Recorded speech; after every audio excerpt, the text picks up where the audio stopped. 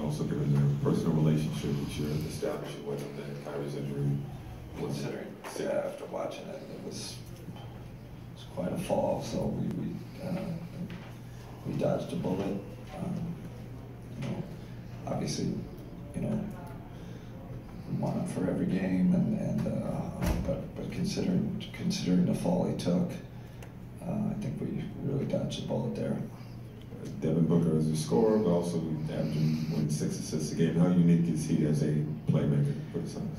Oh man, he's just all, yeah. I look at him as an all-around player. You know, I think in the beginning of his career it was more scorer. He's really rounded out his game.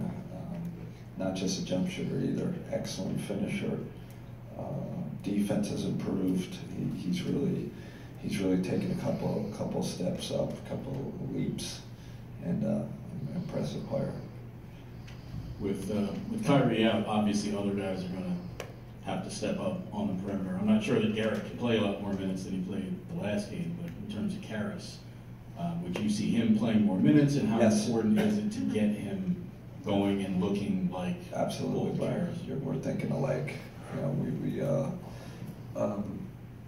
yes, he'll have to play more minutes, and we have to push that. I have to push it personally.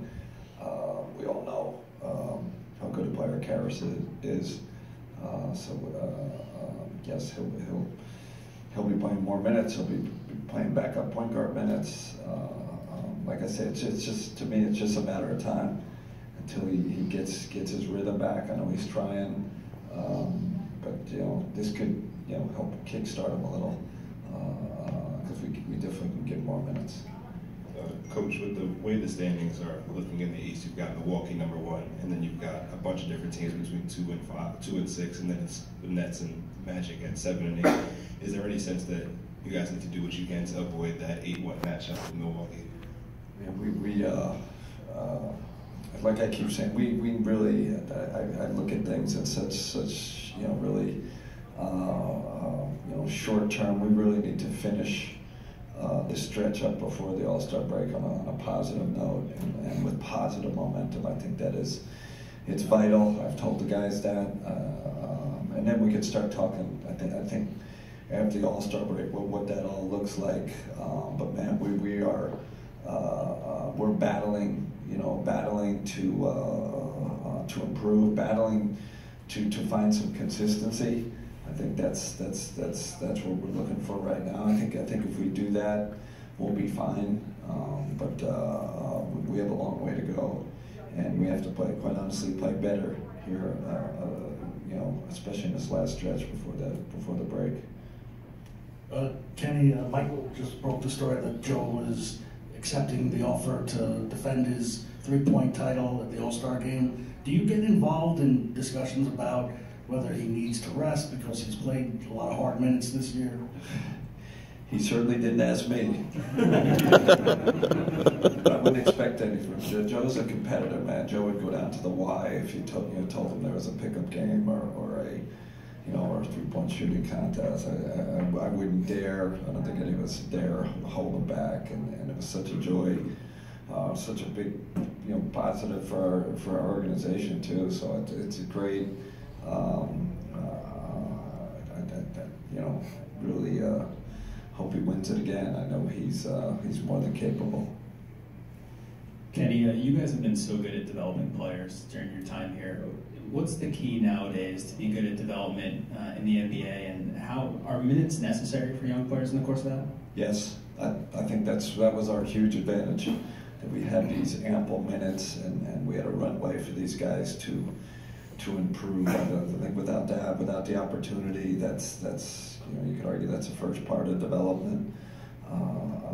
That you need the minutes. It's hard to develop in the shadows, so to speak. And we went through a lot of struggles, you know, with that development process. Obviously, you know, take it from the beginning. You know, think of Joe and Spencer and Jared Allen. Those guys where they were 3 years ago, where they are now. So I think the minutes were huge.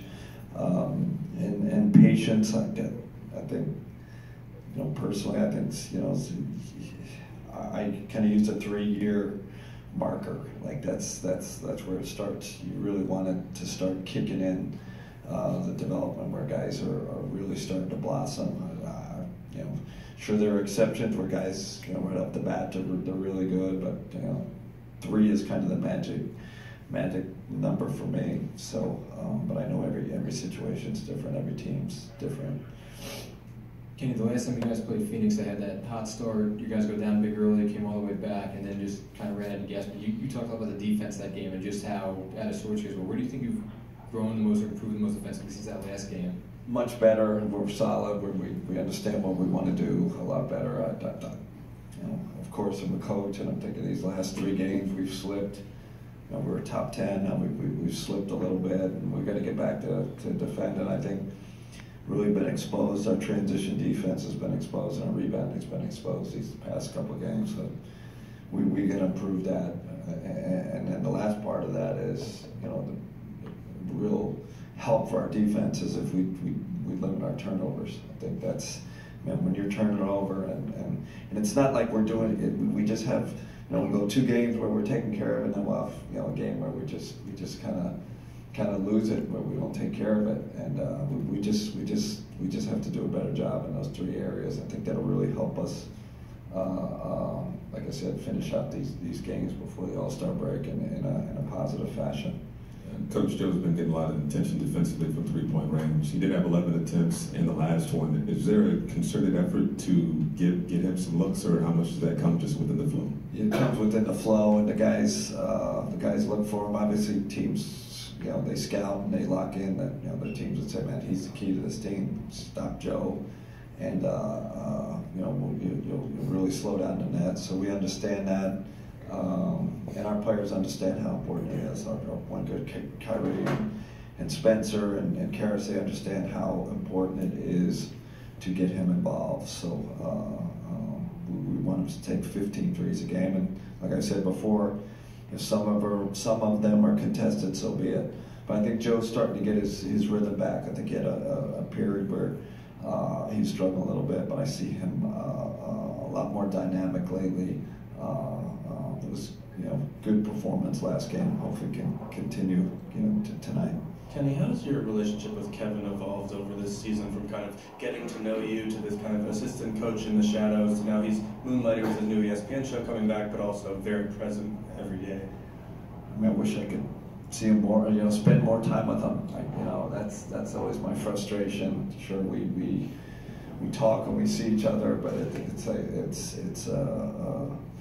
it's just tough. I regret that I don't spend more time with him, quite honestly. I wish I could take a week here and just hang out with him and do his rehab or be by his side during his rehab. So not enough, quite honestly.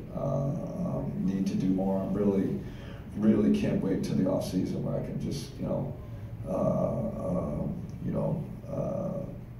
rent an apartment in wherever the heck he's going to be, and just kind of, and just be around him more. And I'm looking forward to that. Again, frustrated that I haven't been around him more. Hey guys, thank you. Thanks, everybody.